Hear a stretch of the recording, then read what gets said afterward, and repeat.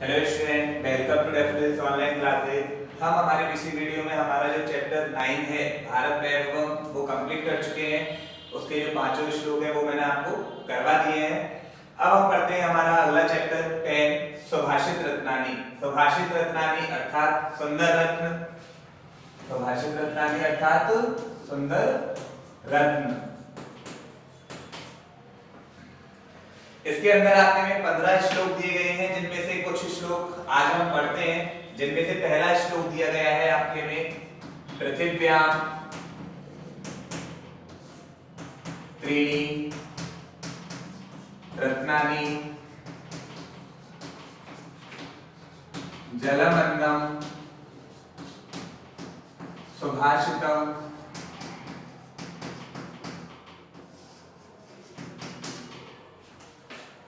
मूढ़ै पाषाणखण्डेषु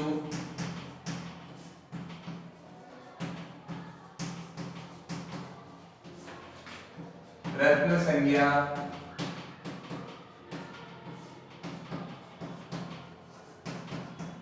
विधीयते। ये हमारा पहला श्लोक है। तो इसका अर्थ पृथिव्याम यानी पृथ्वी पर, पृथिव्याम मीन्स पृथ्वी पर, त्रीणि अर्थात तीन, त्रीणि अर्थात तीन, रत्नानि अर्थात रत्न है। पृथ्वी पर तीन रत्न हैं। कौन कौन से हैं? पहला है जल, दूसरा है अन्न और तीसरा है सुंदर वचन। जल, अन्न और सुंदर वचन, ये हमारे तीन पृथ्वी पर क्या बताए गए हैं? रत्न बताए गए हैं कि पृथ्वी पर तीन रत्न हैं, जल, अन्न और सुंदर वचन।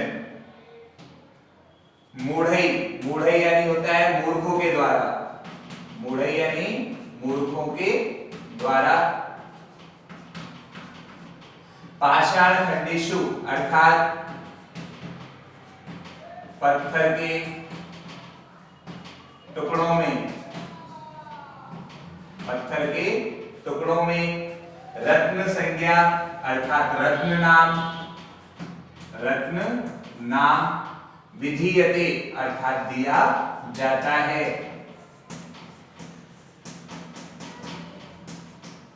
कहने का मतलब कि मूर्ख जो लोग व्यक्ति होते हैं वो इन तीन रत्नों को छोड़कर, जल, अन्न और सुंदर वचन, इनको छोड़कर के पत्थर के टुकड़ों में ही रत्न को ढूंढते रहते हैं और उन्हीं को रत्न मानते हैं। तो पहले श्लोक का अर्थ क्या हुआ?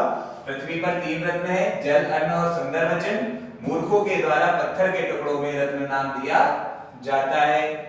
अब पढ़ते हैं हम हमारा दूसरा श्लोक।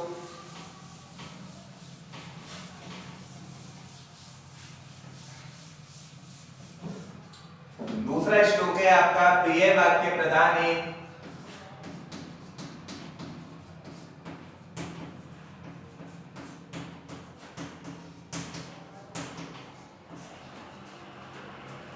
सर्वे तुष्यन्ति जन्तवः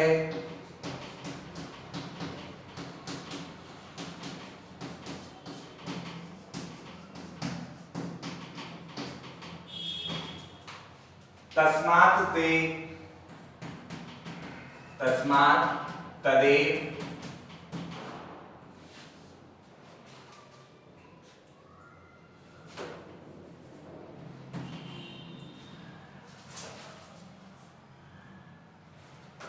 नहीं आएगा। तस्मात् तदेव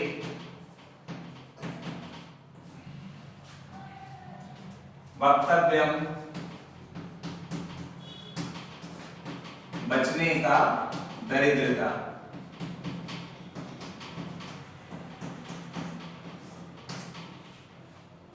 दूसरा श्लोक क्या है? प्रिय वाक्य प्रदानेन सर्वे तुष्यन्ति जन्तवः तस्मात् तदेव वक्तव्यम बचने का दरिद्रता। अर्थात प्रिय वाक्य प्रदानेन, प्रिय वाक्य प्रदानेन यानी प्रिय वाक्य या वचन, प्रिय वाक्य बोलने से, प्रिय वाक्य बोलने से, सर्वे यानी होता है सभी, सर्वे यानी सभी, जंतवः, जंतवः यानी क्या होता है, प्राणी। प्रिय वाक्य बोलने से सभी प्राणी तुष्यन्ति, तुष्यन्ति यानी क्या होता है, संतुष्ट होते हैं। प्रिय वाक्य बोलने से सभी प्राणी संतुष्ट होते हैं। तस्मात्, तस्मात् मीन्स इसलिए, तस्मात् यानी इसीलिए। तदेव, तदेव यानी होता है उन्हीं, तदेव यानी उन्हीं। वक्तव्यम यानी वचनों को या वाक्यों को, वचनों को या वाक्यों को बोलना चाहिए, बोलना चाहिए। वक्तव्य में यानी होता है बोलना चाहिए, लेकिन किसके लिए कहा गया है, वचनों के लिए। तो हमने यहाँ पे अपनी तरफ से क्या लिख दिया, वचनों को, वचनों को बोलना चाहिए। बचने, बचने यानी होता है बोलने में, बचने मीन्स बोलने में। का दरिद्रता अर्थात कंजूसी नहीं करनी चाहिए, कंजूसी नहीं करनी चाहिए। तो दूसरे श्लोक का अर्थ क्या हो गया, प्रिय वाक्य बोलने से सभी प्राणी संतुष्ट होते हैं, इसीलिए उन्हीं वचनों को बोलना चाहिए, बोलने में कंजूसी नहीं करनी चाहिए। अब पढ़ते हैं हम हमारा तीसरा श्लोक।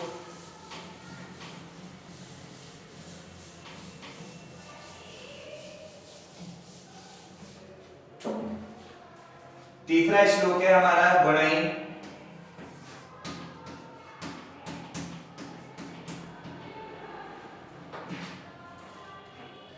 गौरवम आयाति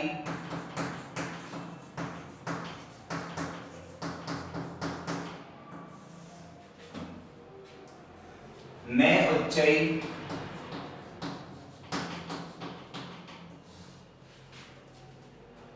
आसनम स्थितः।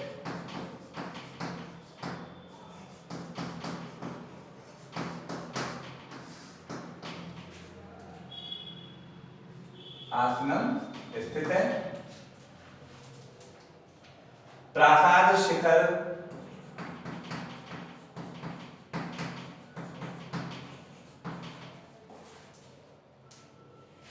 स्थो अपि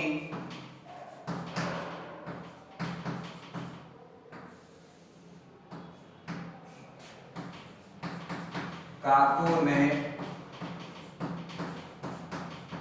गरुड़ायते।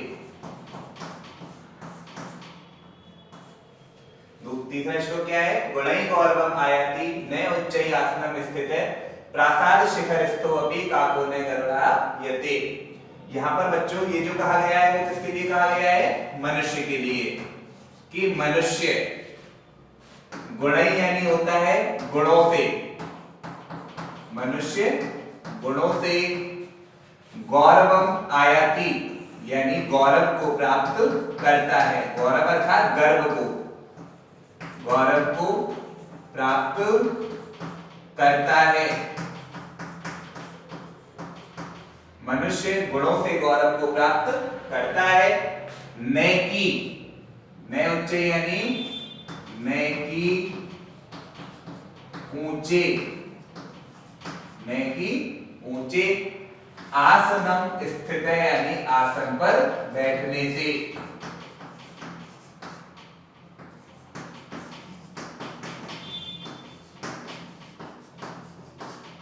पहली लाइन का क्या हुआ कि मनुष्य गुणों से गौरव को प्राप्त करता है, नेकी ऊंचे आसन पर बैठने से। जिस प्रकार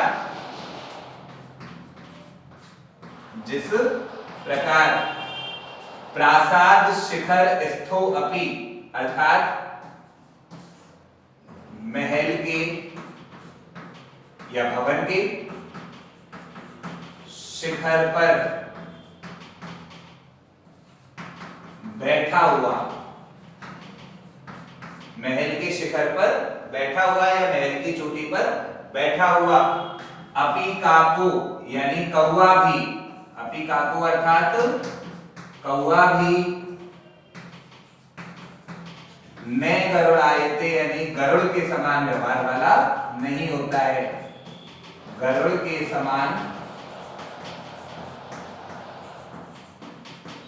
व्यवहार वाला नहीं होता है। पूरे श्लोक का अर्थ क्या हुआ कि मनुष्य गुणों से गौरव को प्राप्त करता है, न कि ऊंचे आसन पर बैठने से। जिस प्रकार महल के शिखर पर बैठा हुआ कौवा भी गरुड़ के समान व्यवहार वाला नहीं होता है। समझ में आ गया? अब पढ़ते हैं हम हमारा चौथा श्लोक।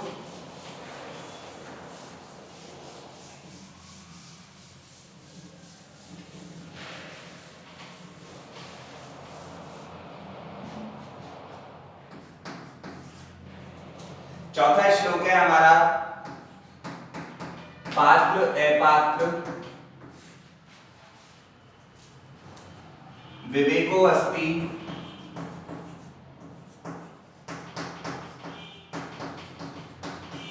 पात्र अपात्र विवेको अस्ति धेनु पन्नगयो एव धेनु पन्नगयो एव त्रणात् संजायते त्रणात् संजायते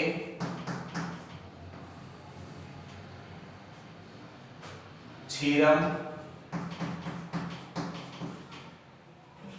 क्षीरात् संजायते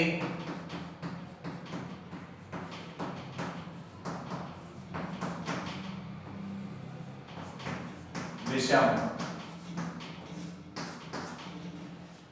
यहाँ पे बच्चों देखो क्या बताया गया है कि पात्र अपात्र विवेको अस्ति धेनु पन्नगयो एव त्रणात् संजायते क्षीरम क्षीरात् संजायते विषम।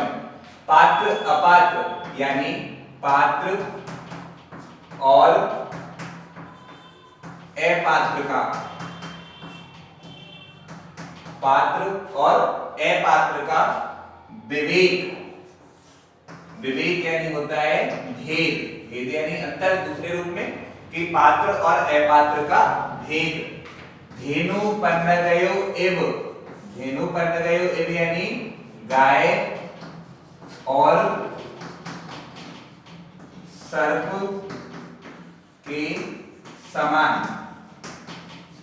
धेनु यानी होता है गाय, पन्नग यानी होता है सर्प और एव यानी क्या होता है के समान, गाय और सर्प के समान। अस्ति अस्ति मीन्स है कि पात्र और अपात्र का भेद गाय और सर्प के समान है। अब किस प्रकार है वो नीचे की लाइन में बताया गया है। सबसे पहले बताया गया है गाय के बारे में कि गाय को, भाई अब सबसे पहले गाय के लिए बताया गया है तो गाय की संस्कृति यहाँ नहीं दी गई है कि गाय को त्रणात् संजायते, त्रणात् यानी होता है घास, त्रणात् यानी क्या होता है घास। अब गाय जो है वो घास खाती है तो यहाँ पे खाने की भी संस्कृति नहीं दी गई है, तो हम अपनी तरफ से लिख सकते हैं कि गाय को घास खिलाने से, गाय को घास खिलाने से क्षीरम यानी होता है दूध, क्षीरम यानी क्या होता है दूध, संजायते यानी होता है उत्पन्न होता है। गाय को घास खिलाने से दूध उत्पन्न होता है। तो ये तो गाय के बारे में। अब आता है सर्प के बारे में कि सर्प को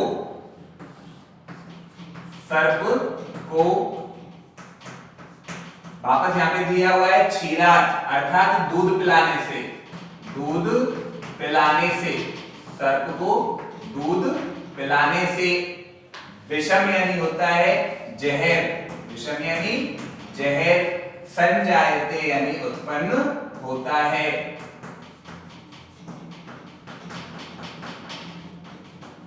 अर्थात जो पात्र होता है उसकी तुलना गाय से की है और जो अपात्र होता है उसकी तुलना किससे की है सर्प से। कि पात्र व्यक्ति को चाहे आप कितना ही सिखा लो वो अच्छा ही बनेगा और अपात्र को चाहे आप कितना ही अच्छा बनाने की कोशिश करो वो बेकार ही बनेगा। तो यही यहाँ पे बताया गया है कि पात्र और अपात्र का भेद गाय और सर्प के समान है। गाय को घास खिलाने से दूध उत्पन्न होता है और सर्प को दूध पिलाने से जहर उत्पन्न होता है। ये था हमारा चौथा श्लोक।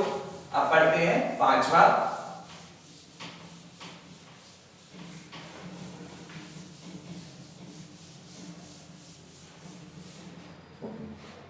पांचवा श्लोक है हमारा, यथा खनन खनित्रेण नरो वार्यधिगच्छति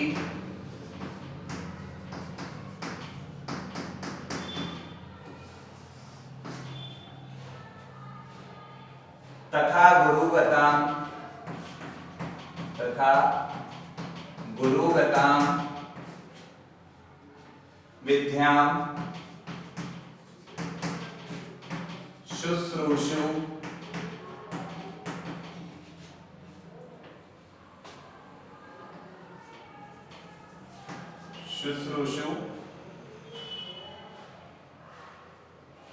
अधिगच्छति।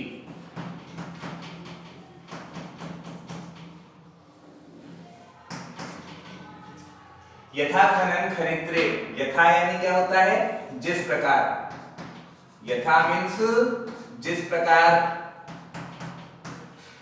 नरो यानी क्या होता है, मनुष्य, जिस प्रकार मनुष्य, खनित्रेण यानी होता है कुदाल से, कुदाल अर्थात कुल्हाड़ी, कुदाल से, खनन अर्थात भूमि को, खनन अर्थात भूमि को खोदता हुआ,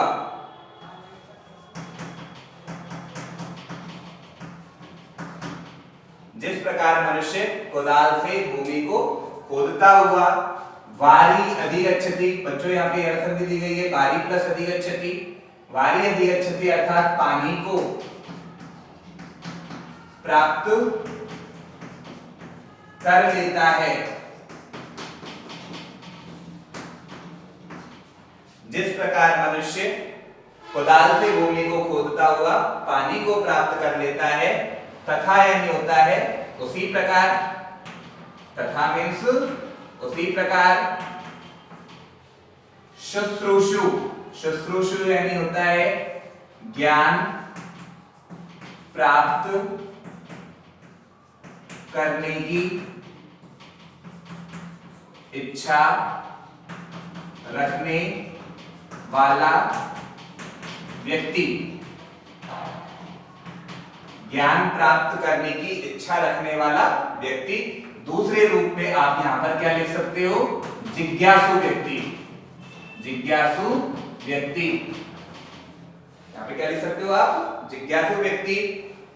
गुरुगताम यानी होता है गुरु में स्थित, गुरु में स्थित, विद्याम यानी होता है विद्या को, विद्याम मीन्स विद्या को, अधिगच्छति यानी होता है प्राप्त कर लेता है, प्राप्त कर लेता है। तो यहाँ पे बच्चों परिश्रम के बारे में बताया है कि जिस प्रकार मनुष्य परिश्रम करके कुदाल से भूमि को खोदता हुआ पानी को प्राप्त कर लेता है, ठीक उसी प्रकार अगर कोई ज्ञान प्राप्त करना चाहता है, ज्ञान प्राप्त करने की अगर किसी के अंदर इच्छा है, तो वो अपने गुरु के अंदर जो ज्ञान है उसको भी प्राप्त कर लेता है। तो स्टूडेंट आज की वीडियो में हमने हमारे पढ़े 5 श्लोक, आप इन्हें अच्छे से पढ़ें, आपको समझ में भी आ गए होंगे। अगर नहीं समझ में आए हो तो आप इन्हें मेरे से कांटेक्ट करके वापस से पूछ सकते हैं। Thank you student.